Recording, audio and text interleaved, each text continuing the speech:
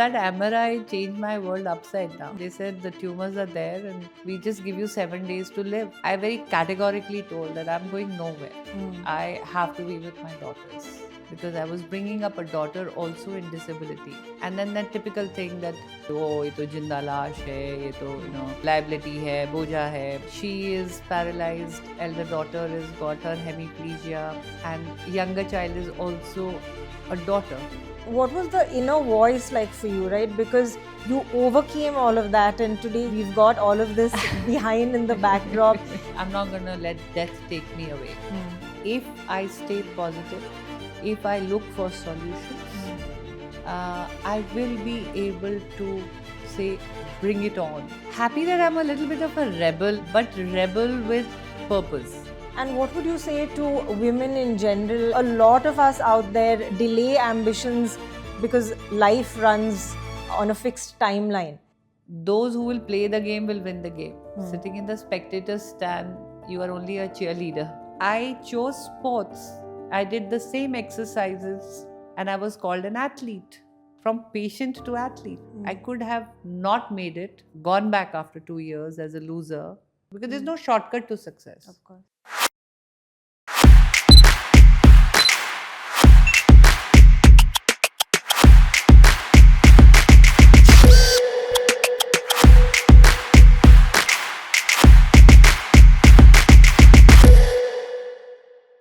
Welcome to Up Close, where we zoom in on those who don't just break barriers, but redefine what's possible. This is part of our Road to She Spark series, where we spotlight women leaders, change makers, and entrepreneurs who are shaping the economy, communities, and culture. I'm Shivani Muthana, and today we get up close with someone who has changed the way India understands strength and resilience. We have with us Dr. Deepa Malik, a sports icon and the first Indian woman to win a Paralympic medal, also the recipient of the Padma Shri, Khel Ratna and Arjuna Award. After a life-altering spinal surgery, she started her sporting career at the age of 36 and went on to win 68 national gold medals and 23 international ones. Today, her work spans beyond sports, driving disability inclusion with the Paralympic movement and the Wheeling Happiness Foundation. Dr. Deepa, truly an honor to be having this conversation with you. Thank you. Thank you so much. I loved it when you introduced me as a symbol of strength and resilience, and that automatically already erased the wheelchair, which I fondly call the wheelchair. That's amazing, to really think of it that way. And that really is my first question to you, because including me, when we introduce you, right, people sort of start with Paralympic medalist, change maker, but beyond the medals and before the medals and milestones, how would you introduce yourself to someone who's meeting you for the first time?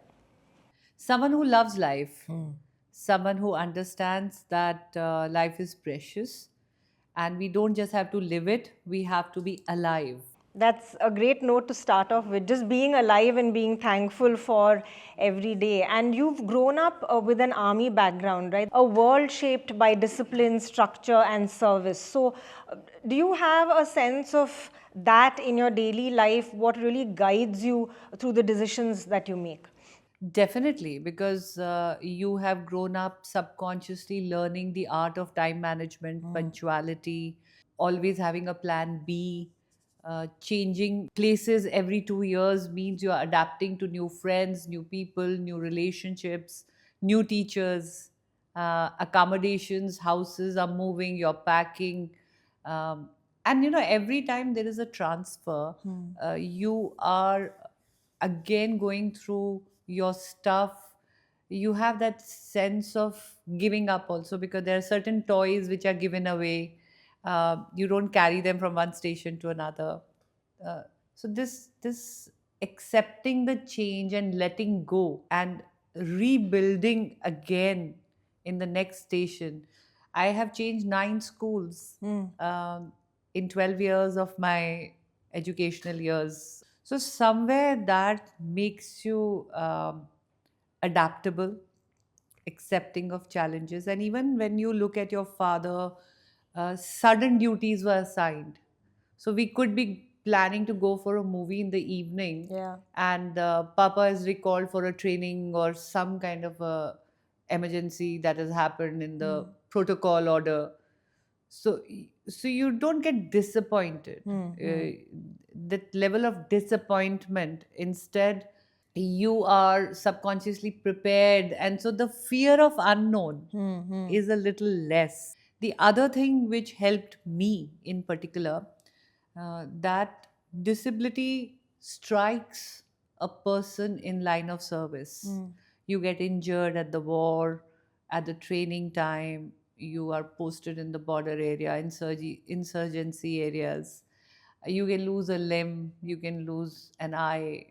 So we have seen disability being connected to bravery, patriotism. Disability has never been a taboo. Seeing disability as a child, and then seeing your child's disability, almost of the similar nature, and then getting paralyzed for a lifetime when you're very young. Each incident of life and the way I found solutions, keeping my positivity alive. So slowly, I guess, the resilience in me grew. The confidence and the self belief of the fact that if I stay positive, if I look for solutions, I will be able to say, bring it on. And probably this continuous process of learning, Yeah. finding solutions, and accepting the change taught me the art of resilience, if that is what resilience is. So, Dr. Deepa, just going back to that year, the defining moment really for you, 1999, where you were diagnosed again with a spinal tumor and the surgery left you paralyzed. What was harder to process? Was it the physical reality of it or the shift in the way the world looked at you?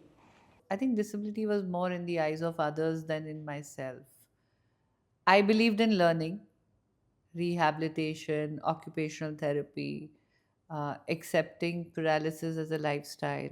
But I thank them for this, because that's what inspired me to get onto a journey which I call ability beyond disability. Because I was bringing up a daughter also in disability. And then that typical thing that she is paralyzed, elder daughter has got her hemiplegia, and younger child is also a daughter. So beta nahi hua, like no son.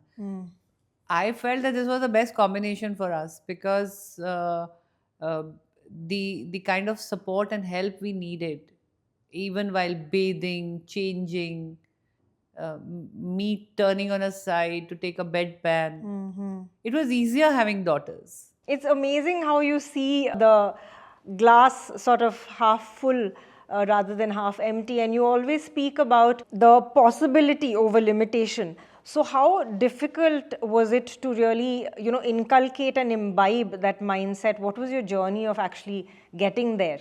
Happy that I'm a little bit of a rebel in my heart and my mindset, but rebel with purpose, and not somebody who goes haywire. And so whenever negativity is pouring in, somehow I'm able to churn it into an action of purpose to defy that negativity. For example, people said, I will not be able to feed my children.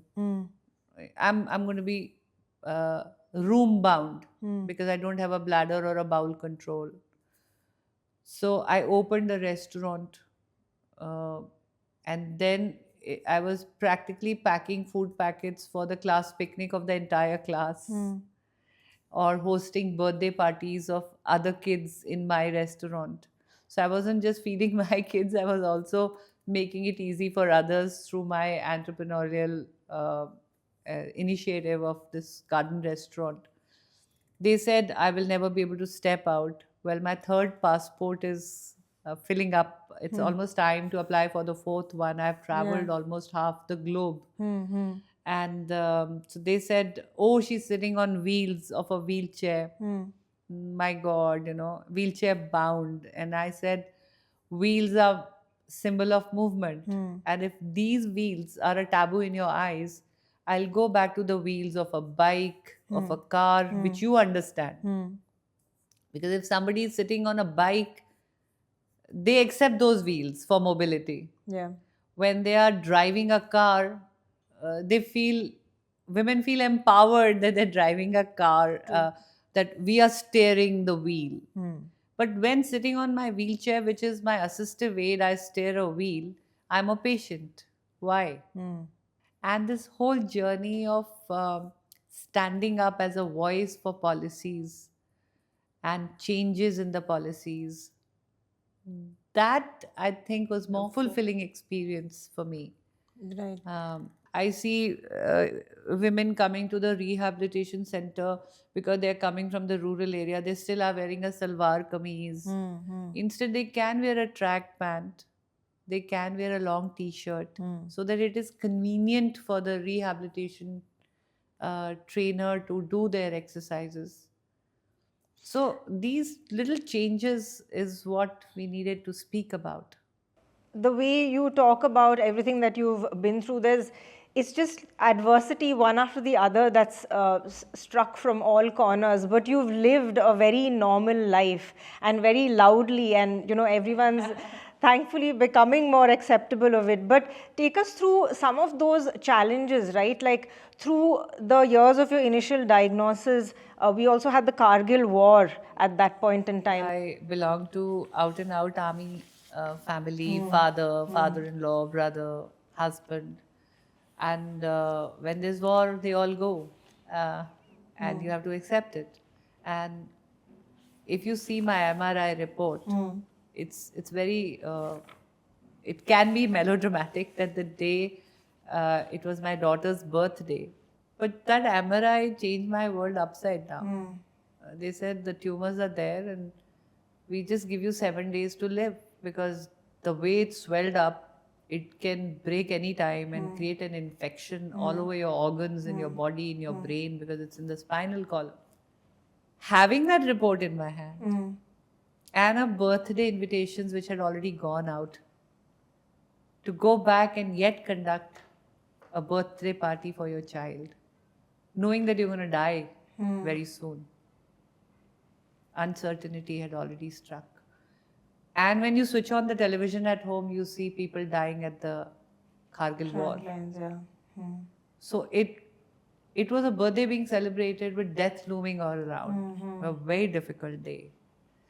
But here we are. And other thing was then choosing a hospital, moving to the hospital, preparing the home before that, breaking the news to my mother, and going alone to Delhi to get operated, and not having your husband next to you, not having the confidence that he will ever come back alive, not knowing whether I'll go through the surgery and live through it, and a child who's already limping on the left side, not able to balance her body due to the hemiplegia and the problem that Devika had.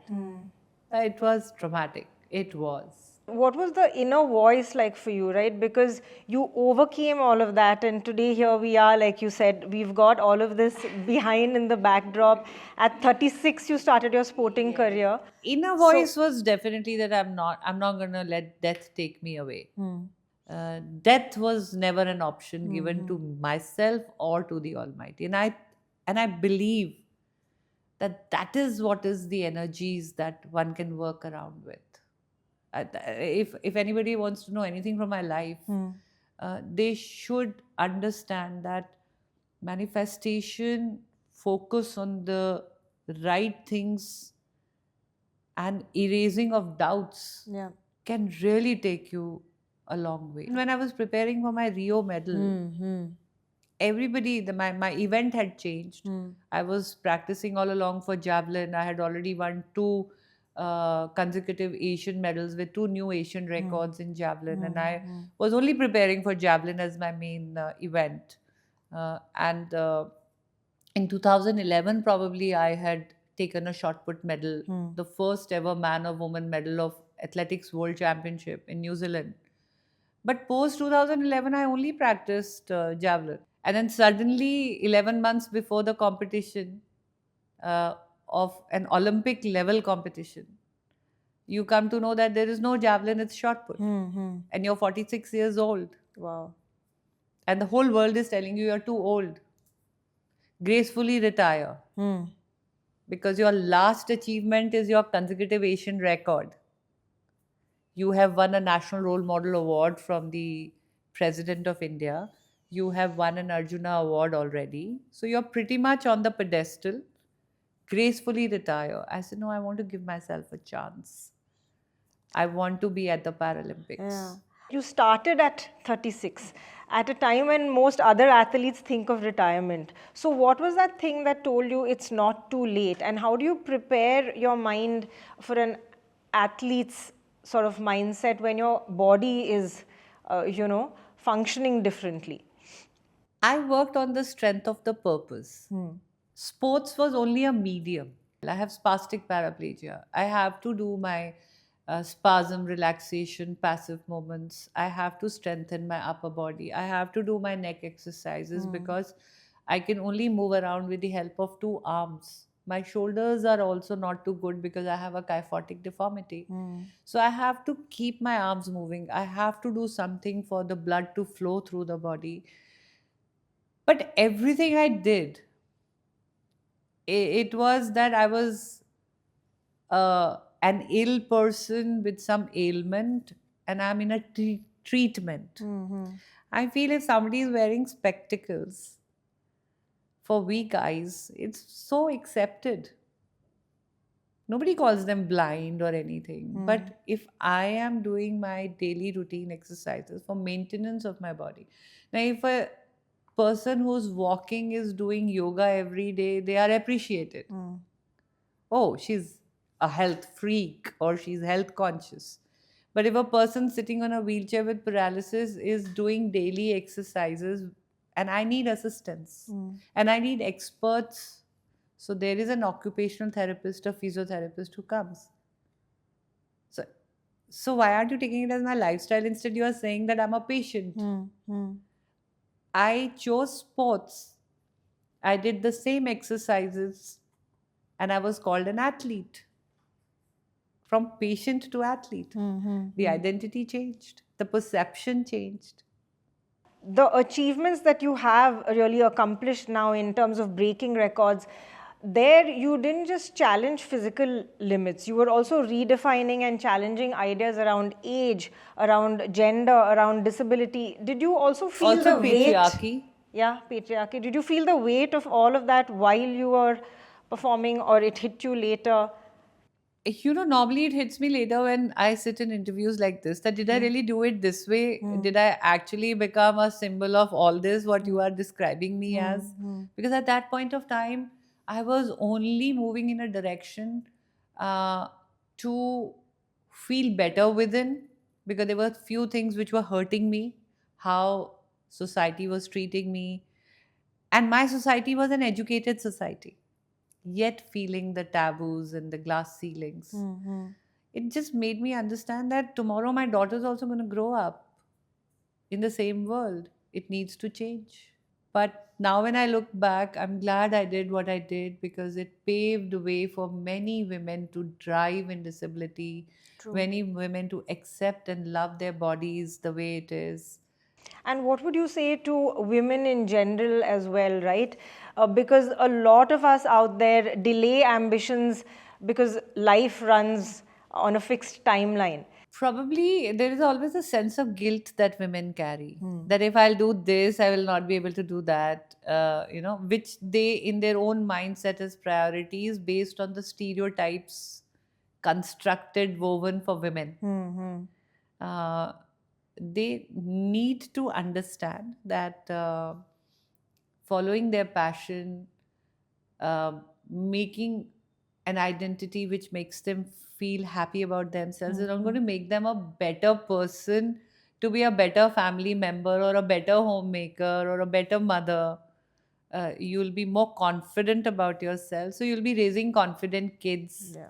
If you're happy within, you'll have a happy relationship. If you are continuously learning and upgrading your skills and giving yourself time, you will be a better employee at the workplace. So, why postpone things in life? Multitasking can be overwhelming, but multitasking and work life balance actually means prioritizing few things and sacrificing a few things, and then not carry the guilt of what you have not been able to do, because none of us wear a red cape and fly out. We are superwoman. No, we are women who need to balance our life as per priority, as per something which gives you happiness, without letting others paint their colors in your dreams. I would call you a superwoman. The sense of how you prepared for Rio 2016, if you can take us through, the road to Rio, what were some of those struggles and sacrifices that didn't make it to the podium photographs? The skill set changed from javelin to shot put. I had to, in a very short time, get myself a new training schedule, new trainers. I had requested Honorable Prime Minister in my meeting with him on Chai Pe Charcha, and Okay. I saw the moment he took over as the Prime Minister, I could see the shift and inclusion taking priority in the governance of sporting ecosystem. And when the Target Olympic Podium scheme became validated for para athletes, I could customize my training. I could afford more help, more science. And for the first time, science was introduced in my training because I got experts on board. There was so much of negativity pouring in. Self doubt could come because people were telling you you are not the right age. So I had a mental trainer, I had a mind coach, I had my spiritual leaders working with me because I did not give up on that. I had a biomechanics coach working in hand to hand with my physiotherapist. There were gym trainers. So once all this customization to the training happened and the good diet could be eaten, I could take a nurse who would change my diapers at the training area. All that challenges were slowly met because of the financial support. So things started moving in the right direction until one was faced with the court case. Even when I made it to the selection, I was taken to the High Court by a fellow athlete saying that I can in no way at this age throw the distance that I have thrown. That means I have cheated. Wow. So that was a very tough phase to, keep your calm, to continue to train, because you cannot suddenly give up 15 days of training just before the competition. And then all that uncertainty whether I will win this case or I will lose this case. By then, my girls had grown up. They were almost like my, left and right. That, okay, mom, you can do it. Won the court case, went to Rio, and my luggage didn't reach. So all my competition chair, my competition belts, the specific chair which was designed to my body, because we sit on a high chair and we throw. My ceremonial outfit did not reach. It's a lifetime experience. And you don't even have your ceremonial outfit with you. How will you be allowed? You cannot be in the contingent. We did some tweets, and Sushma Swaraj ji saw my tweet. She was the external affairs minister then. And the embassies were activated. And when I sat on that chair to throw, and I saw the girl who had taken me to court and all those people right in front of me, and I said, oh God, if I don't throw the same distance. So there was nothing about the medal at that point of time. I was only praying that God, let me cross that 4.48 distance for which I was taken to court. Let my dignity, honesty, my hard work reflect in my throw. And you emerged victorious, right? So that medal, what was that moment like? Because right then it's not just, a personal victory anymore, not just an athlete, but you've become a representative of what is possible for millions. I was the underdog. The cameras were not even put on me. There is always a list of likely medalists. So there are limited cameras in the area. when it was turn for me to throw, the camera was taken away to some other sport. And just when I threw my 4.49, which was a centimeter over the current world number one, that's when the camera people rushed towards me. And the moment the medal came and the results were announced, it became a part of the history. I didn't realize that I'll be in the media. And when I landed, more than 5,000 people at the airport. I don't say that, but I felt like a cricketer. That's amazing. I mean, that it is definitely on par Yeah. with And any of course, other I sport. got my Arjuna Award with Yuvraj and my Padma Shri with Virat Kohli. Once you accomplished yourself there, you also became the first Indian woman to take on the presidency of the Paralympic Yes. Committee. What are the reforms that you've seen happening? Somewhere I felt that now I have the voice to make things better. Changes have been many. Honorable Prime Minister, who himself invited us for the first time, para athletes were appreciated, applauded as much as the Olympians. It was the best time to demand policies. With the new sports policies, accountability came. There were a lot of educational courses for technical staff, volunteer programs. There were introductions of NADA awareness capsules for athletes. Structure came into the federation, which was only running like a NGO on the mercy of few donations. We came under the ambit of official CSR, and government funding increased, the budget increased. Children were introduced to information technology. COVID happened during my leadership days. So we used alternative methods, immediately transited to the internet and online mediums to stay connected. And more education, more science came in when and Avni Lekra was practicing on the computer based machines for target practice, sensor based. Wow. And we had Bhavina Patel practicing with a robotic help.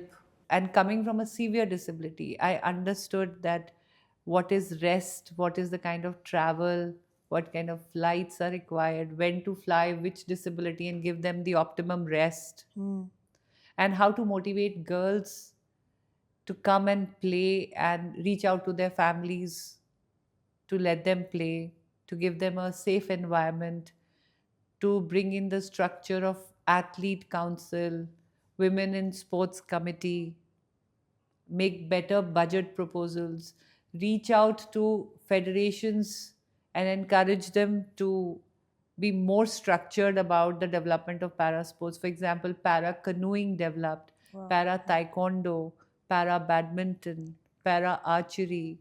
These were never under the direct ambit of PCI, the Paralympic Committee of India.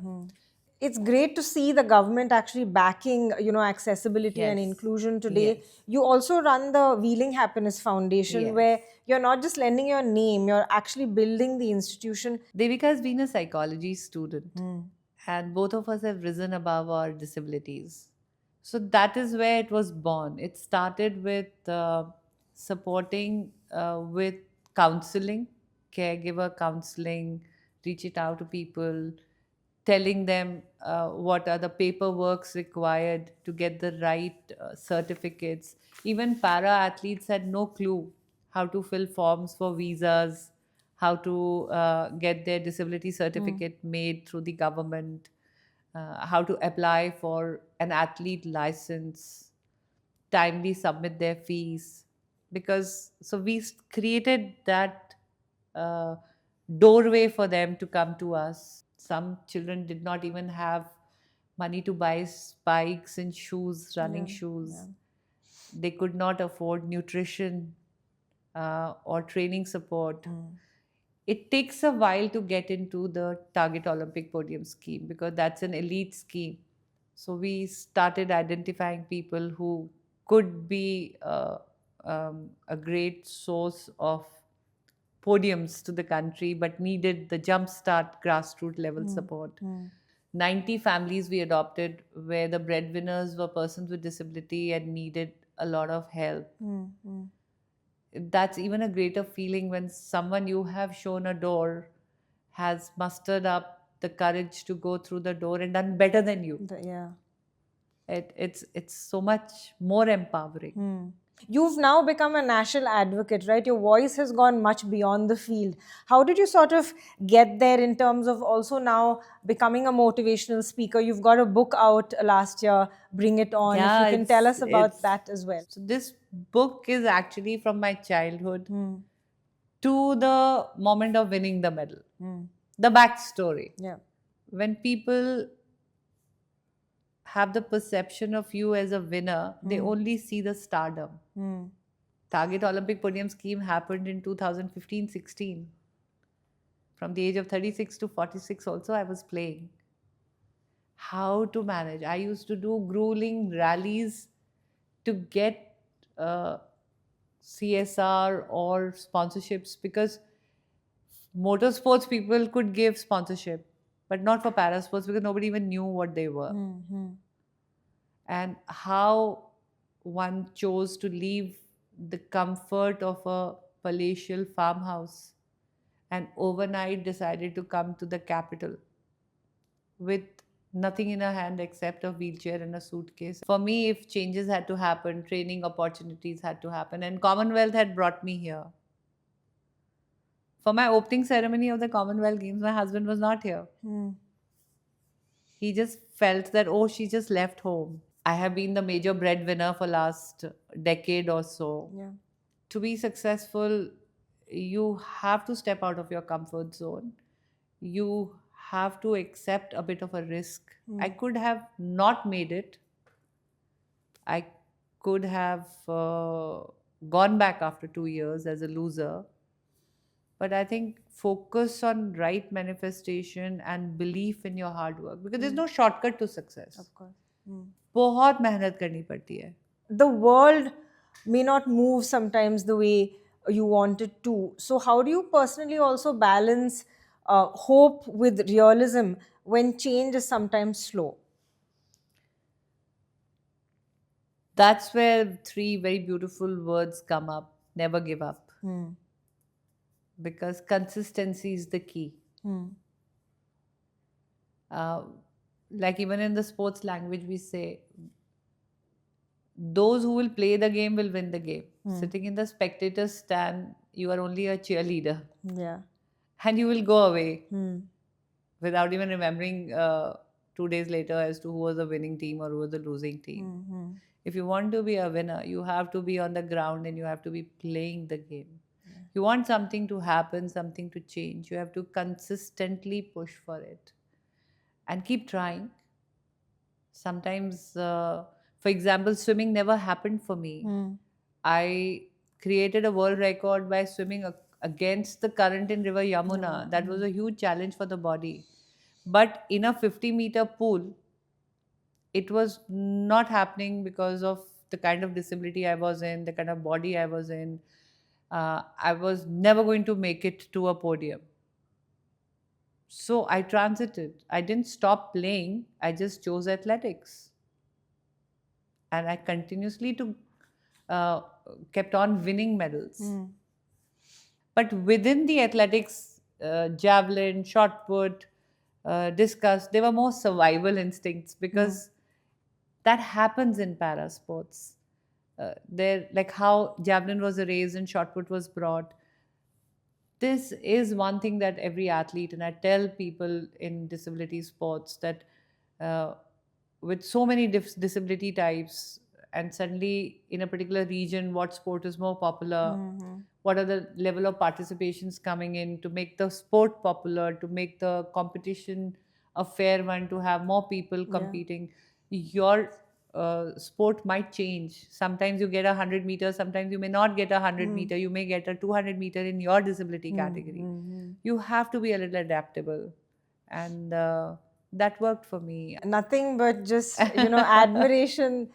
To close out our conversation, Dr. Deepa, some quick questions to you. Which is that one medal that means the most to you, and why? I think the Asian Games 2010 medal.